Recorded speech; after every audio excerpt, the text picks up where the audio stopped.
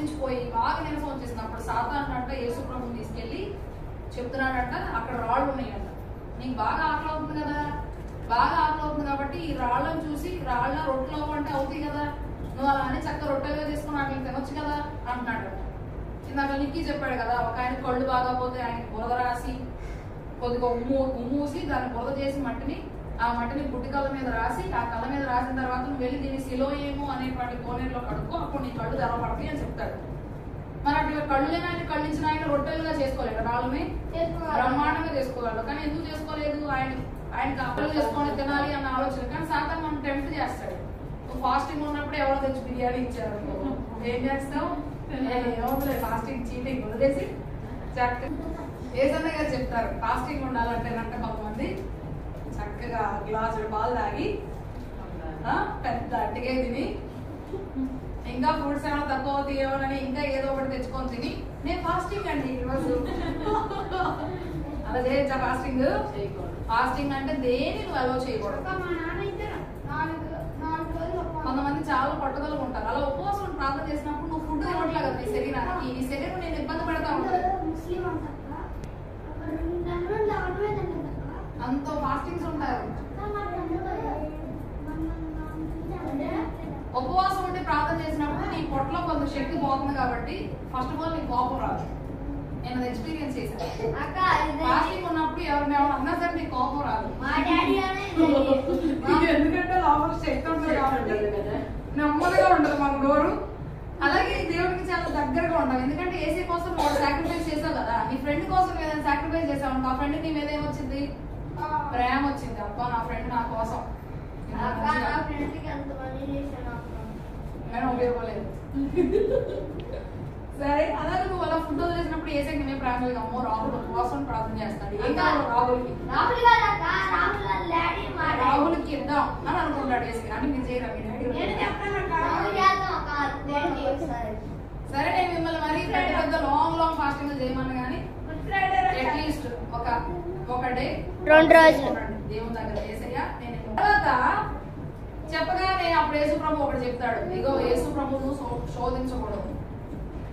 మనుషులు రొట్టె వల్ల మాత్రమే కాదు, దేవుని నోటి నుండి వచ్చేటువంటి ప్రతి మాట వల్ల కూడా జీవిస్తాడు. రొట్టె కాదు ఇక్కడ ఇంపార్టెంట్, వేసే మాట ఇంపార్టెంట్. దేవుని యొక్క వాక్యాన్ని ఏమంటారు అంటే ఆత్మీయ ఆహారం అంటారు. మీరు శారీరకంగా అన్నం తింటున్నారు కదా, ఆత్మీయంగా ఏ వినాలి? వాక్యం వినాలి. ఆత్మీయంగా వాక్యం విన్నారు అంటే కొన్ని చర్చల్లో చక్కగా వాక్యం అయిపోగానే మళ్ళీ వెంటనే భోజనాలు పెడతారు. మా ఏరియాలో ఎవ్రీ సండే భోజనాలు పెడతారు. చర్చ్ మొత్తానికి చాలా మంది ఉంటారు. వాళ్ళందరూ మన పేదోళ్ళే, చేతులు పని చేసుకునే వాళ్ళే, కానీ దేవుడికి సమృద్ధిగా ఇస్తారు. అలా ఇవ్వడం వల్ల ఎవ్రీ సండే నా చిన్నప్పటి నుంచి ఇప్పటి వరకు అది కొనసాగుతుంది. ఇంకా ఏదో ముజుడి దగ్గర అప్పుడు ఏంటి అంటే వారికి ఆహారం, శరీర ఆహారం తింటున్నారు, ఆత్మీయ ఆహారం కూడా తింటున్నారు. ఇంకేంటి? ఏ పొదుపు లేదు. కాబట్టి ఫ్యూచర్ లో మీరు కానీ సేవకులు అయితే ఎవరు అవ్వాలనుకుంటున్నారా? సేవకులు సేవ చేయాలి ఫ్యూచర్ లో అనుకుంటున్నారు ఎవరైనా? అనుకుంటున్నావా? ఒక సేవకులు చెప్పారు సాక్ష్యం, అది నేను మీకు చెప్తున్నా. మరేనంటే ఒక పాస్టర్ గారు ఉన్నారంట, నువ్వు కూడా పాస్టర్ గారు పోయి అందరం బాగా చూసుకోవాలి. పాస్టర్ గారు ఉన్నారంట, ఆ పాస్టర్ గారి పేరు చెప్పండి. ఆ పాస్టర్ గారికి ఏంటంటే బాగా ఆకలి అవుతుంది ఒక రోజు. అయినప్పుడు పాస్టర్ గారు అవ్వాల కష్టాల్లో, శ్రమల్లో, బాధల్లో ఉన్నాడు, చచ్చిపోవాలనుకుంటున్నటువంటి వ్యక్తికి బాగా విపరీతమైన ఆకలి అవుతుంది.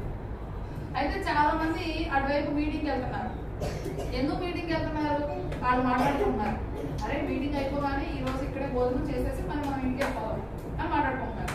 ఈయన బాగా ఆకలి అవుతుంది. ముందు చచ్చిపోవడం తర్వాత ఫస్ట్ ఆ అన్నం తినాలి, కడుపులో ఎరువులు మరిగడండి, ఏదో ఒకటి తింటే మంచిదని చెప్పి అక్కడికి వచ్చి భోజనం చేశాడు.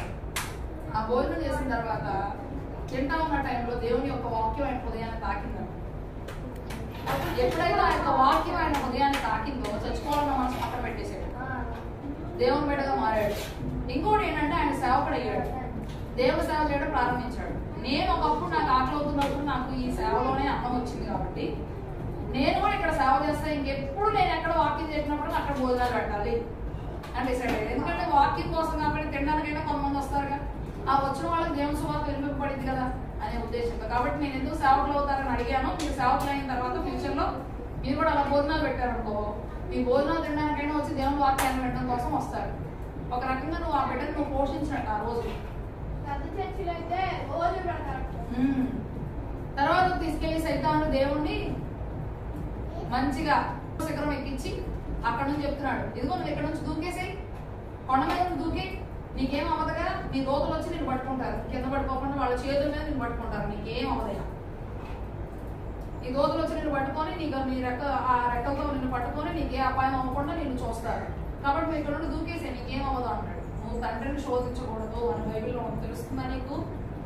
యేసు ప్రభువుని శోధించకూడదని ప్రవచనంలో తెలుసా నీకు అని అడిగాడు అన్నమాట సాతాను. తర్వాత మళ్ళీ అంటున్నాడట, లోకంలో ఉన్నటువంటి గొప్ప వింతలన్నీ కూడా చూపించాడు సాతాను యేసయ్యకి. ఆయన చేసిన సృష్టిని ఆయనకే చూపిస్తున్నాడు. చూపించేసి అన్నాడు, చూసావా పట్టణాలన్నీ కూడా ఎలా ఉన్నాయో, ఇల్లు ఎలా ఉన్నాయో చూసావా, గొప్ప గొప్పగా ఉన్నాయి చూసావా, ఆ ప్రాంతాలన్నీ కూడా, నువ్వు నాకు మొక్కావంటే నేను నీకు ఇదంతా ఇచ్చేస్తాను అంటున్నాడు సాతాను యేసయ్యకి. యేసు ప్రభు వెళ్ళి సాతానికి మొక్కడం ఏంటి? ఇదేమన్నా జనసఖ్యంగా ఉందా? సాతానే యేసు ప్రభు కాళ్ళు పట్టుకోవాలి అవసరమే. నువ్వు నా కాళ్ళు పట్టుకొని నువ్వు నా కాళ్ళకు మొక్కావంటే నేను నీకు ఈ భూములన్నీ కూడా ఇచ్చేస్తానని చెప్తున్నాడు. తండ్రిని నువ్వు శోధించకూడదు అని చెప్పగానే అక్కడ సాతాను అయిపోయాడు. అంటే మనం ఉపవాసం ఉన్నప్పుడు శోధనలు కూడా వస్తాయి. నువ్వు బాగా దేవుడు దగ్గర అయినప్పుడు మంచిగా ప్రార్థన చేస్తున్నప్పుడు శోధనలు కూడా వస్తాయి. మా అక్క ఉంది సోనక్క, ఎప్పుడైతే దేవుడికి దగ్గర అయ్యి బాగా ప్రేయర్ చేయాలని అనుకుంటుందో అప్పుడే ఎక్కువ శోధనలు వస్తాయి. అప్పుడు చెప్తా ఉంటున్నాను, చూసావా నేను దేవుడి దగ్గరకు వచ్చినప్పుడు నాకు ఎన్ని శోధనలు వస్తాయో, అదే నేను లోకంలో ఉండి లోకం ప్రకారంగా ఉంటే నాకు ఏ శోధన రావు, అంతా హ్యాపీగా బాగుంటుంది. దేవుడి దగ్గరకు వచ్చానంటే ఏదో ఒక శోధన ఉంటుంది అని చెప్తుంది. అంటే దేవుడి దగ్గరకు వచ్చినప్పుడు ఈ లోకంలో నీకు శోధనలు వస్తాయి, కానీ ఆ శోధన నుండి జయించే శక్తిని కూడా ఇస్తాడు.